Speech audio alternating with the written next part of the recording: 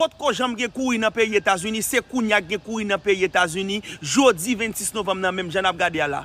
DHS publié sous site officiel lui-même côté yo coupé TPS pour tout haïtien. Avait dit TPS haïtien coupé pour 3 février 2026 depuis le rivé ou pas gagné en de pays encore. Mes amis, c'est kounya kakavoye et puis ça qui mal là, yo faut comprendre que haïtien pas gain exigence légale pour yo gain TPS en de pays États-Unis, tout bagarre là c'est quitter territoire. C'est kounya kakavoye. C'est kounya nous nan bon kous là, c'est kounya nous nan bon guerre, c'est kounya nous nan gel. C'est kounya nous pral courir parce que les offres pas fin dans moudachin. C'est kounya kakavoye. Et puis ça qui mal là, yo mandé pour tout bénéficiaire quitter territoire le plus vite que possible. Yo mandé pour tout le monde qui te gen TPS qui pral finir 3 février 2026 quitter espace territoire pays États-Unis et nous même supposé faire ça rapide.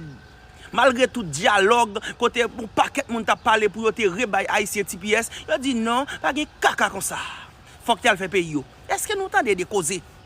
C'est kounya kakavoye, c'est kounya nous nan kous, c'est kounya nous nan guerre, c'est kounya haïs pral recommencer marrer moun pi mal passer crabe yo pral faire légumes. Jodi à la même 26 novembre nan, DHS publié que haïtien pas nan TPS encore même ça ka commencé faire malade, ça ka commencé faire doum, ça ka commencé faire boîte, ça ka commencé voyer ti l'argent, ça ka commencé serrer l'argent, ça ka commencé font ti bagay fait. Ça a commencé sauver quitter pays États-Unis à la fait. Pays États-Unis retirer tout haïtien qui a TPS, quitter espace là, quitter territoire, courir tant couleur flité pas fait dans moudaché.